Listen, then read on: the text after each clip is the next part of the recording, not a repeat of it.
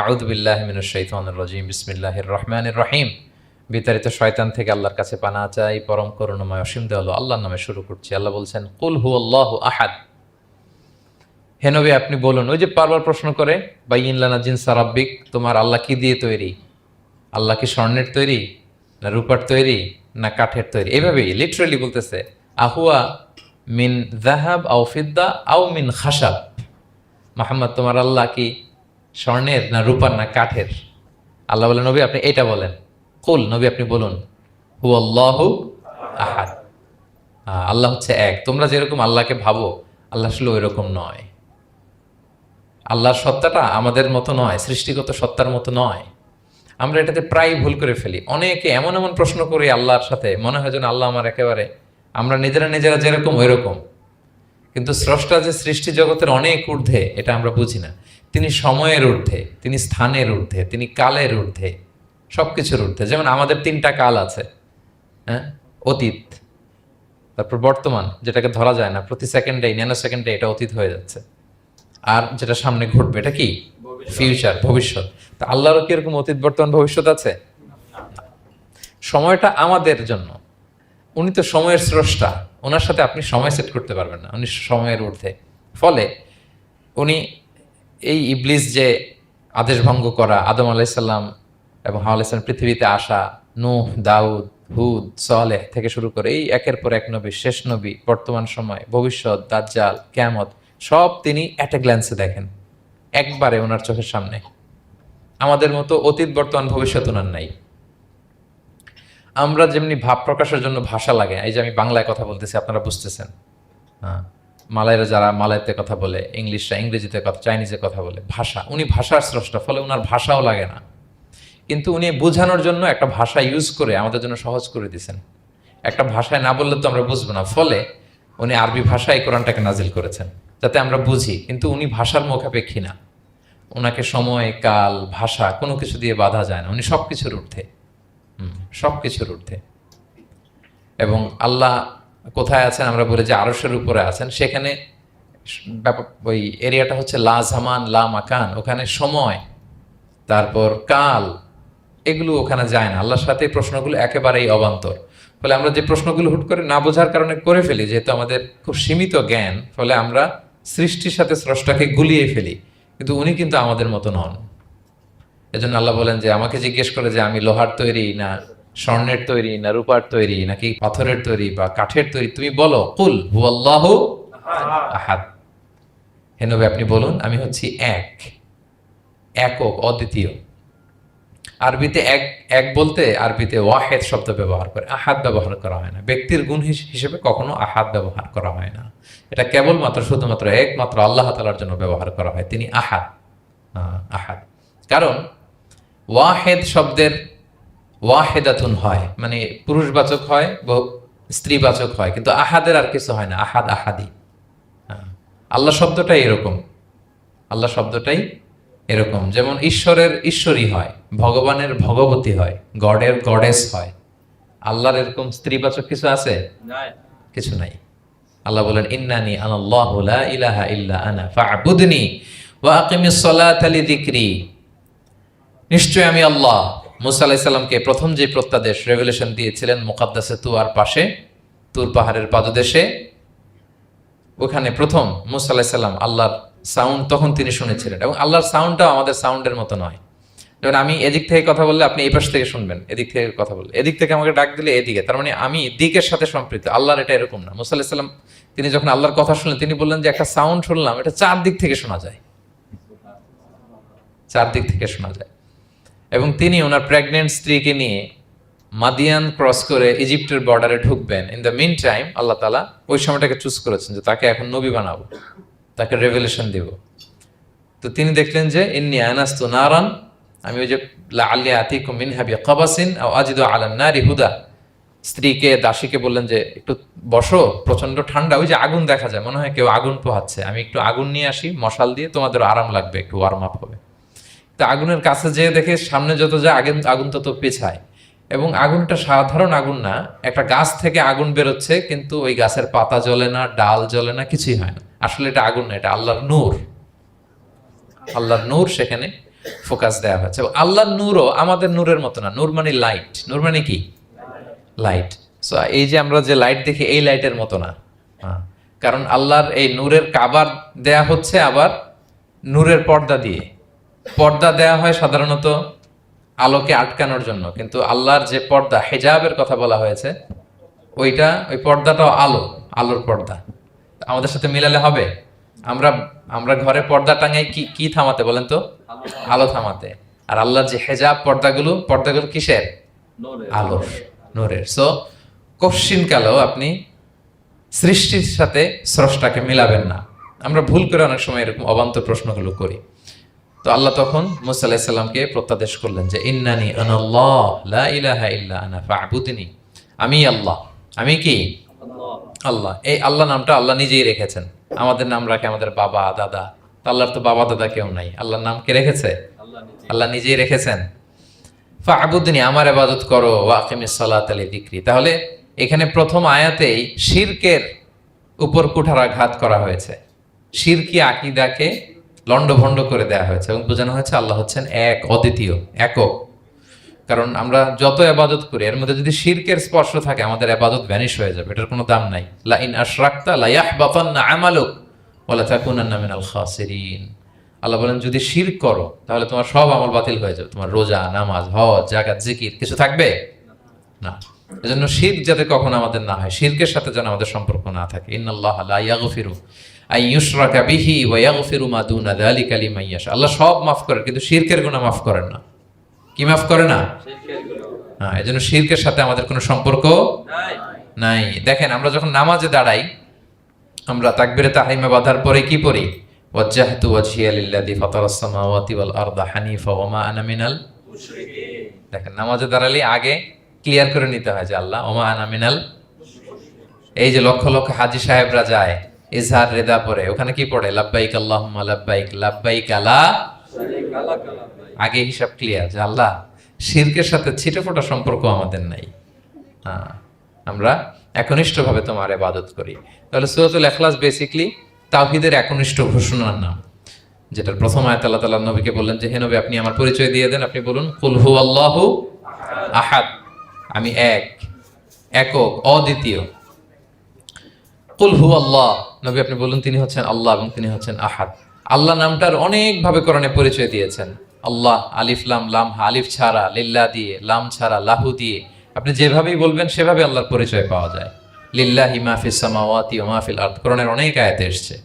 লাম বাদ দিয়ে দিলে লাহুল মুলকু ওয়া লাহুল হামদু ওয়া হুয়া আলা কুল্লি শাইইন কাদির। লাম বাদ দিয়ে দিলে হা দিয়ে আল্লাহর পরিচয় দিয়েছেন, হুয়া দিয়ে পরিচয় দিয়েছেন, হুয়াল্লাহুল্লাযী লা ইলাহা ইল্লাহু। তাহলে যেভাবে আপনি পরিচয় খুঁজতে যাবেন সেখানে আল্লাহর পরিচয় পাওয়া যাবে। আল্লাহ তাআলা বলছেন হুয়াল আউয়ালু ওয়াল আখিরু ওয়াল যাহিরু ওয়াল বাতিন ওয়া হুয়া বিকুল্লি শাইইন আলিম। তিনি প্রথম, তিনি শেষ, তিনি প্রকাশ্য, তিনি গোপন। তিনি প্রথম মানে কি? তিনি সূচনাহীন অতীত থেকে আছেন। দেখেন আমাদের সাথে মিলে না। আমাদের অতীতের একটা সূচনা থাকে, কি বলেন? আমার জন্মের একটা স্টার্টিং পয়েন্ট আছে না, যে এখান থেকে আমার অস্তিত্ব শুরু, এত সালে আমি, এত সালে আপনি। তার মানে আমাদের একটা স্টার্টিং আছে তো নাকি? আল্লাহ স্টার্টিং কবে থেকে বলেন? কবে থেকে যে এই সময় থেকে উনি আল্লাহ বলেন? Nobody knows, কারণ হুয়াল আউয়াল, এই আউয়াল মানে এমন শুরু, সূচনাহীন শুরু, এমন শুরু যেটার কোনো কি নাই, সূচনা নাই। আবার সীমাহীন ভবিষ্যৎ পর্যন্ত তিনি থাকবেন। কতদিন তার রাজত্ব, ক্ষমতা, সভরেন্টি, পাওয়ার থাকবে? কতদিন বলেন? সীমাহীন, এটার কোনো শেষ নাই। হুয়াল আউয়াল ওয়াল আখির ওয়াল যাহির ওয়াল বাতিন। এবং সব কিছু ধ্বংস হবে তিনি ছাড়া। কুল্লু মান আলাইহা ফান ওয়া ইয়াবকা ওয়াজহু রাব্বিকা যুল জালালি ওয়াল ইকরাম। সব শেষ হবে, উনি অবিনশ্বর, শাশ্বত, চিরঞ্জীব। তাই বলে উনি আমাদের থেকে দূরে নন, খুব কাছে। আমরা ডাকলেই তিনি ডাকে সাড়া দেন। আমাদের সবকিছু তিনি দেখেন, অবজার্ভ করেন, মনিটর করেন। ওয়া নাহনু আকরাবু ইলাইহি মিন হাবলিল ওয়ারিদ। আমাদের এখানে একটা রগ থাকে, এই রগেরও কাছে, তার মানে খুব কাছে, খুব কাছে। আমরা তাকে না দেখলেও তিনি আমাদের দেখেন। লা তুদরিকুহুল আবসার ওয়া হুয়া ইউদরিকুল আবসার ওয়া হুয়াল লাতীফুল খবীর। কোনো চোখ তাকে দেখে না, কোনো দৃষ্টি তাকে আয়ত্ত করতে পারে না, কিন্তু সকল দৃষ্টিকে তিনি আয়ত্তে রাখেন। সুবহানাল্লাহ। এভাবে আল্লাহ তাআলা খুব প্রিসাইজলি 4টা আয়াত দিয়ে নিজের পরিচয় দিয়েছেন। কুল হুয়াল্লাহু আহাদ, হে নবী আপনি বলুন তিনি আল্লাহ, তিনি অদ্বিতীয়। বাংলারও অনেক সীমাবদ্ধতার ফলে আমাকে এক, একক এগুলো ইউজ করা লাগতেছে, কিন্তু আল্লাহর আহাদ বোঝাতে যে এক, একক এটা যথেষ্ট না। এটা আমার লিমিটেশন, আমাদের লিমিটেশন, ভাষার লিমিটেশন। কিছু দিয়ে তো আমার অডিয়েন্সকে বা আমাদের বুঝতে হবে দ্য এসেন্স অফ গড। এজন্য আমরা বলি এক, একক, অদ্বিতীয়। অদ্বিতীয়টা খুব অনেকটাই পারফেক্ট। তাহলে তিনি হচ্ছেন আহাদ, এবং এই আহাদের লেসন দেওয়ার জন্য সব নবীরা এসেছে। সব নবীরা একই কথা বলেছেন, আদম আলাইহিস সালাম থেকে শুরু করে বিষ্ণু ইসা ইসলাম পর্যন্ত একই কথা বলেছেন যে ইয়া কওমি ইবুদুল্লাহ মা লাকুম মিন ইলাহিন গায়রু আফালা তাআকিলুন। হে আমার জনপদের লোকেরা, কি হলো তোমরা এত কিছুর ইবাদত করো, দাসত্ব করো, তোমরা ইবাদত করবে এক সত্তার, তিনি কে? মা লাকুম মিন ইলাহিন গায়রু, তিনি ছাড়া কোনো ইলাহ তোমাদের নেই। তাহলে এই যে ওয়াননেস অফ গড, স্রষ্টা যে একজন, এই কনসেপ্টটাকে ক্লিয়ার করবার জন্যই এত এত নবীরা পৃথিবীতে হাজির হয়েছেন। তাহলে আল্লাহর চমৎকার একটা নাম জানলাম আমরা, আহাদ। কি নাম? মজার ব্যাপার হচ্ছে এই নাম কোরআনে আর কোথাও নাই। আহাদুন শব্দ যেটা আছে এটা অন্য অর্থে, এক এক অর্থে আর কি, কিন্তু আল্লাহর আহাদ কোরআনে শুধু এই সূরাতেই এসেছে। আল্লাহর আহাদ নামটা শুধু এই সূরাতেই এসেছে, আহাদ আহাদ। আপনারা বেলাল রাদিয়াল্লাহু তাআলা আনহুর ঘটনা জানেন যে উমাইয়া ইবনে খালাফ খুব পাষণ্ড মাওলা ছিল ওনার, মনিব। এমন কোনো অত্যাচার নাই যে ঈমান আনার কারণে বেলাল রাদিয়াল্লাহু তাআলা আনহুর উপর করা হয় নাই। পিটানো, চাবুক মারা, টানা হেচড়া করা, উত্তপ্ত মরুভূমিতে। যারা হজ ওমরা করতে গিয়েছেন তারা তো দেখেছেন মরুভূমির বালু, ওখানে কত গরম, চাল ছেড়ে দিলে মুড়ি হয়ে যাবে, খই হয়ে যাবে। ওই উত্তপ্ত গরম বালুতে বেলাল রাদিয়াল্লাহু তাআলা আনহুকে শুইয়ে পেটের উপরে পাথর রেখে দেওয়া হয়েছিল। তখন তিনি আল্লাহর একত্ববাদের ঘোষণা এই শব্দটা দিয়ে করেছেন। অস্ফুট কণ্ঠে উনি বারবার বলছিলেন আহাদ আহাদ আহাদুন আহাদ। তো আল্লাহ তাআলার এই নামটা, আহাদ নামটা, এই সূরা ছাড়া কোরআনের অন্য কোথাও আসেনি। তাহলে প্রথম আয়াতটা কি? কুল হুয়াল্লাহু। হে নবী, তারা জিজ্ঞেস করে আমার বংশ কি, বাপদাদা কই, কাঠের না মাটির না লোহার না সোনার, আপনি বলুন কুল হুয়াল্লাহু, তিনি এক, অদ্বিতীয়। আল্লাহুস সামাদ, তিনি হচ্ছেন সামাদ। আল্লাহর আরেকটা নাম আস-সামাদ, আল্লাহুস সামাদ। সামাদ শব্দের অনেকগুলো অর্থ পাওয়া যায়। সামাদের একটা মিনিং হচ্ছে যার উপরে আর কারো কোনো স্ট্যাটাস বা মর্যাদা নাই। আরবিতে বলে মানতাহা ইলাইহি সুগদাদু ওয়া শারাফ, মর্যাদা, স্ট্যাটাস যত শীর্ষে পিকে যেতে পারে ওইটার নাম হচ্ছে সামাদ, এর উপরে নাই। সামাদের আরেকটা অর্থ হচ্ছে যে পরনির্ভরশীল নয়, মানে তার কারো উপর নির্ভর করা লাগে না, সে স্বয়ংসম্পূর্ণ। আচ্ছা, পৃথিবীতে এমন কারো নাম বলেন তো যে কোনো দিন কোনো কিছুতে কোনো কাজে অন্যের মুখাপেক্ষী হওয়া লাগে নাই, সে একা একা আত্মনির্ভরশীল, স্বয়ংসম্পূর্ণ, এরকম একজনের নাম বলেন। আছে? কেউ নাই। কোনো না কোনো ভাবে আপনি পাওয়ারফুল কারো কথা বলবেন, এত আরো নির্ভরশীল, এরা রাস্তা দেখায় না দিলে চলতেও পারে না, কোন দিকে যাইতে হবে এটা বলার জন্য 10 জন থাকে, এর ওয়াশরুমে নিয়ে যেতে হয় 10 জনের, এর এই সাপোর্ট ওই সাপোর্ট, এই প্রোটোকল, অনেক কিছু, এর লোক লাগে আরো বেশি। তার মানে সাহায্য ছাড়া চলতে পারে এমন কোন সত্তা পৃথিবীতে নাই। একটা সত্তা যার কারো কোনো সাহায্য লাগে না, যার কারোর প্রতি কোনো নির্ভরতা নাই, কারো কাছে ঠেকা নাই, গোটা বিশ্ব তার কাছে ঠেকা, তিনি কে? তার নাম সামাদ। তার নাম কি? আল্লাহুস সামাদ, অমুখাপেক্ষী, অ্যাবসলিউটলি ইন্ডিপেন্ডেন্ট। কখনো কোনো কাজে তার কারো কাছে যেতে হয় না, কারো উপর ভরসা করতে হয় না, কারো প্রতি তার কোনো ঠেকা নাই। সব গোটা দুনিয়া তার কাছে ঠেকা, তার কাছে ফরিয়াদ করে, তার দিকে ঝুঁকে পড়ে আসতে বাধ্য। ওই সত্তার নাম হচ্ছে সামাদ। সামাদ ক্লিয়ার সবার কাছে? আল্লাহ তাআলা বলছেন ইয়া আইয়ুহান নাসু আনতুমুল ফুকারাউ ইলাল্লাহ ওয়াল্লাহু হুয়াল গনিয়ুল হামিদ। ওহে মানুষেরা, তোমরা হচ্ছে ফকির। ফকির বিমানা মুফতাকির ইলাল্লাহ, মানে মুখাপেক্ষী কার দিকে? ফুকারা ইলাল্লাহ আল্লাহু হুয়াল গনিয়ুল হামিদ। কিন্তু আল্লাহ কারো প্রতি মুখাপেক্ষী নন। গনি, তিনি প্রাচুর্যশীল, হামিদ, সপ্রশংসিত। সবাই তার কাছে ফরিয়াদ করে, তিনি কারো কাছে ফরিয়াদ, সবাই তার কাছে চায়, তিনি কারো কাছে চাওয়া লাগে না, সবাই তার কাছে মুখাপেক্ষী, তিনি কারো প্রতি মুখাপেক্ষী। তার নাম সামাদ। তার নাম কি? তাহলে সামাদ ক্লিয়ার। হ্যাঁ, লাম ইয়ালিদ ওয়ালাম ইউলাদ। লাম ইয়ালিদ, তিনি কাউকে জন্ম দেননি। ওয়ালাম ইউলাদ, তিনি নিজেও জন্ম নেন নাই। সুবহানাল্লাহ, দেখেন কত সহজে পরিচয়। তিনি কাউরে জন্ম দেনও নাই, জন্ম নেনও নাই। সুবহানাল্লাহ, আমাদের ধর্ম যে কত সুন্দর। এক আল্লাহর দিকে আমাদেরকে রেফার করা হয়েছে। অন্যান্য ধর্মের দিকে দেখেন কি আজীব কথা, খ্রিস্ট ধর্মে বলে আদম আলাইহিস সালাম পাপ করছে, ওই পাপের কারণে আমরা সবাই নাকি পাপী, জন্মাইলেই নাকি পাপী। ইসলাম বলে আমরা জন্মগ্রহণ করি মাসুম অবস্থায়, নিষ্পাপ। কিন্তু খ্রিস্টানরা কি বলে, আমরা পাপ নিয়ে জন্মাই, ফলে খোদার ছেলের দুনিয়াতে আসা লাগছে, এসে সবার পাপ নিজের কাঁধে নিয়ে শুলে চড়ছে, এরপরে খোদার সাথে যে বসে আছে। এটা হচ্ছে খ্রিস্ট ধর্মের কথা। অন্যান্য অনেক ধর্মে দেখেন ল্যাংটা বাবার কাছে যে মাথা নোয়াতে হয়, এরকম অনেক ধর্ম দেখছেন যে লোকটার চুলে জট বাঁধা, দাড়িতে জট বাঁধা, একেবারে উলঙ্গ, তার কাছে যে সবাই এরকম হাত পাতে, দেখছেন? দেখেন না আপনারা? নাকি শুধু আমি একাই দেখলাম? দেখছেন সবাই? আছে, কিন্তু আমি ধর্মের নাম বলতেছি না, কোনো ধর্মকে ছোট করা যাবে না, কিন্তু এরকম আছে। তো দেখেন কি সমস্ত অদ্ভুত নিয়ম কানুন, আগুন নিয়ে ওইখানে দৌড়াইতে হয়, করতে হয়। কিন্তু আমাদের এক সত্তার কাছে আমরা চাই, কোনো ভায়া লাগে না, মিডিয়েটর লাগে না, মধ্যস্থতাকারী লাগে না, আল্লাহ বলে ডাকার সাথে সাথে তিনি ডাকে সাড়া দেন।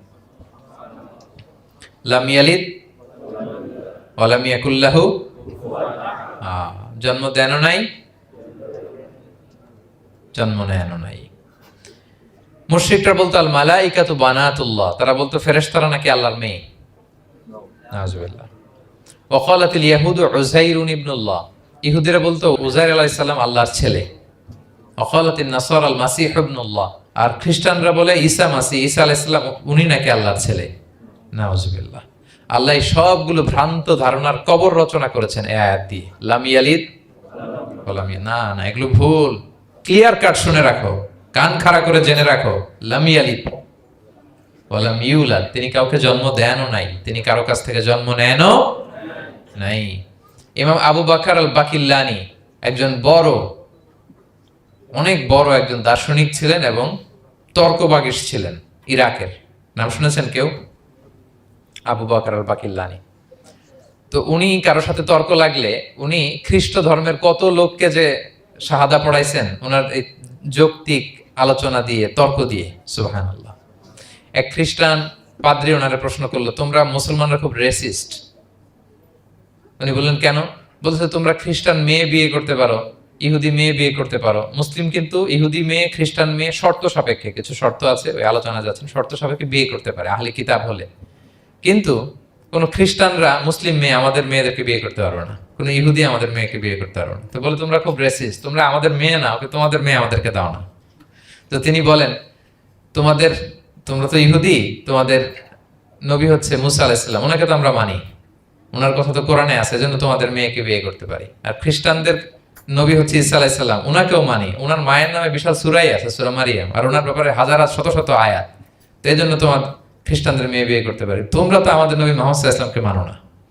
মুহাম্মদ সাল্লাল্লাহু আলাইহি ওয়াসাল্লাম যে শেষ নবী এটা তোমরা মানো, মানার সাথে সাথে মুসলমান হয়ে যাবে, এরপর আমাদের মেয়েকেও তোমরা বিয়ে করতে পারবে। এইভাবে উনি এমন ভাবে উত্তর দিতেন, বুহিতাল্লাযী কাফার, কোনো একেবারে লাজবাব হয়ে যেত। তো ওনার নাম যখন ছড়ালো, ইরাকের মুসলিম বাদশাহ ওনাকে কনস্টান্টিনোপলে পাঠাবেন, যেখানে রোমান এম্পায়ার। তো রোমান এম্পায়ার এরাও খুব প্রস্তুতি নিয়ে আসে যে আবু বকর আল বাকিল্লানিকে ডিল করা অনেক কঠিন, সে আসতেছে, তার সাথে কিভাবে কি করা যায়। তো আপনারা জানেন যে খ্রিস্ট সমাজের নিয়ম হচ্ছে রাজার দরবারে ঢুকতে গেলে কুর্নিশ করে ঢোকা লাগে। কি করে? মাথা নত করে, এরকম নিচের দিকে করে রূপুর মতো করে এরপরে ঢোকা লাগে। তো এখন তারা প্ল্যান করতেছে যে আবু বকর বাকিল্লানি তো জীবনে আমার কুর্নিশ করবে না, এটা তো আমার জন্য অপমান হয়ে যাবে, কি করা যায়। তো রাজার এক বড় উজির সে প্ল্যান করলো, একটা কাজ করেন, রাজ দরবারে তাকে যখন ঢোকানো হবে তার জন্য একটা স্পেশাল গেট বানানো হবে, দরজাটা ফুল হবে না, হাফ হবে, অর্ধেক। তো অর্ধেক দরজা দিয়ে যখন সে ঢুকবে, সে তো বাধ্য মাথা নিচু করে ঢুকতে হবে, তাহলে রুকো হয়ে গেল, কুর্নিশ আপনাদের দেওয়া হয়ে গেল।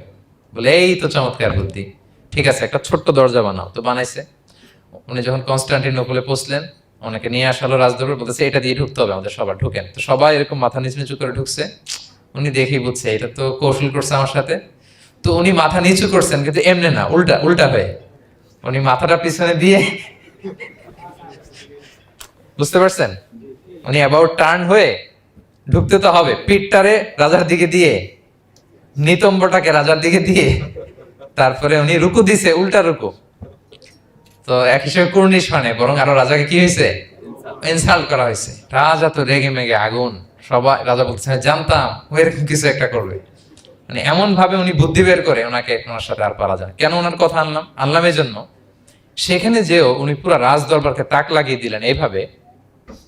উনি দেখেন যে কনস্টান্টিনোপলের রোমান এম্পায়ারের পাশে পোপ বসা, পোপ চেনেন তো, মানে তৎকালীন খ্রিস্টান সবচেয়ে বড় পাদ্রী। তিনি যে বলতেছে কাইফা হালুক ইয়া কাহানাতুল মা'বাদ ও কাইফাল আহল ও কাইফাল আওলাদ, যে বলতেছে আরে সম্মানিত পোপ আপনি কেমন আছেন, আপনার বউ কেমন আছে, আপনার সন্তান কেমন আছে। এই কথা শুনে রাজা রেগে মেগে আগুন। এই আবু বকর বললেন এত বড় সাহস, তুমি জানো না উনি পোপ? পোপদের বিয়ে করা নিষেধ, তারা এত পবিত্র, তাদের স্ত্রী হয় না, তাদের সন্তান হয় না। একজন পবিত্র সত্তার সন্তান থাকে কি করে, স্ত্রী থাকে কি করে, তারা আমাদের পোপ। তা আবু বকর আল বাকিল্লানি বলে আপনাদের পোপের যদি স্ত্রী থাকলে ইজ্জত চলে যায়, সন্তান থাকলে সম্মান ক্ষুণ্ণ হয়, তাহলে আপনারা ঈসা আলাইহিস সালামকে আল্লাহর সন্তান কি করে বানান, মেরিকে আল্লাহর স্ত্রী কি করে বানান। সুবহানাল্লাহ বিহামদিহি। আল্লাহর সাথে আপনারা বউ সেট করতে পারেন, আল্লাহর সন্তান সাব্যস্ত করতে পারেন, কিন্তু আপনার পোপকে জিজ্ঞেস করলাম আপনার স্ত্রী কেমন আছে, আপনার বউ কেমন আছে, আপনার রেগে মেগে আগুন। এই কথা শুনে ওই ওদিকে যারা আছে সব শাহাদা পড়ে মুসলমান হয়ে গেছে। এরকম অনেক লোক ওনার বুদ্ধিমত্তা দেখে শাহাদা পড়ে পড়ে মুসলমান হয়ে গিয়েছে। এজন্য আল্লাহ তাআলা এই যে শিরকি আকীদার উপর কুঠারাঘাত করে তিনি বললেন লাম ইয়ালিদ ওয়া লাম ইউলাদ, তিনি জন্ম দেনও নাই জন্ম নেনও নাই, ওয়া লাম ইয়াকুল্লাহু কুফুয়ান আহাদ। এই কুফু শব্দটা আল্লাহর জন্য যে ব্যবহার হয়েছে কোরআনে আর কোথাও নাই। এক হচ্ছে আহাদ আর এই কুফু, আর কোথাও নাই। আল্লাহ বলেন ওয়ালাম ইয়াকুল্লাহু কুফুয়ান আহাদ, তার সমকক্ষ কেউ নাই। আল্লাহর মতো similar, nothing is similar to him, equivalent to him. আল্লাহর মতো সিমিলার কিচ্ছু নাই। তাহলে আল্লাহ কার মতো? আল্লাহর মতো। আল্লাহ কার মতো? আল্লাহর মতো। অন্য আয়াতে আল্লাহ তাআলা বলছেন লাইসা কামিসলিহি শাই, তার মতো কেউ নাই, তিনি তার মতো। তাহলে আল্লাহ কার মতো? আল্লাহর মতো। ওয়ালাম ইয়াকুল্লাহু কুফুয়ান আহাদ, তার মতো কেউ নাই, তিনি তার মতো। তাহলে এই চার আয়াতে আল্লাহর পরিচয় পাইছেন আপনারা? তিনি এক, অদ্বিতীয়, তিনি অমুখাপেক্ষী, কারো কাছে হাত পাততে হয় না, সব হাত পেতে থাকে তার দরবারে। তিনি জন্ম দেনও নাই জন্ম নেনও নাই, তার মতো কেউ নাই। তো তাহলে আল্লাহর মতো কেউ নাই। আল্লাহ কার মতো? আল্লাহর মতো। তাহলে সূরাতুল ইখলাস ক্লিয়ার হয়েছে সবার? আল্লাহ নিজের পরিচয় দিলেন, তিনি এক, অদ্বিতীয়, তার কাছে চাইতে হয়। আমরা ফরিয়াদ করব কার কাছে? বিপদে আপদে, যে কোনো বিপদে ক্রাইসিসে পড়লেই কি করবেন? কার কাছে শেয়ার করবেন? নাকি ফেসবুকে শেয়ার করবেন? আমরা বিপদে পড়লে কোথায় শেয়ার দিয়ে দেই? প্রথমেই আমাদের শেয়ার দেওয়ার জায়গা কই? কিন্তু আসলে শেয়ার করতে হবে কার কাছে? প্রথমে আল্লাহর কাছে বলুন। তিনি আপনাকে বিপদ মুক্ত করতে পারেন, তিনি আপনাকে শান্ত করতে পারেন, আপনার অস্থিরতা দূর করতে পারেন, তিনি কেবল আপনাকে সফলতা দিতে পারেন, আর কেউ পারে না। এজন্য ফরিয়াদের হাত যেন আমরা তার দরবারে উঠাই। আল্লাহ তাআলা আমাদের সবাইকে কথাগুলো বোঝার আমল করার তৌফিক দান করুক। হাদা মা ইনদি ওয়াল ইলমু ইনদাল্লাহি আলাইহি তাওয়াক্কালতু ওয়া ইলাইহি উনীব।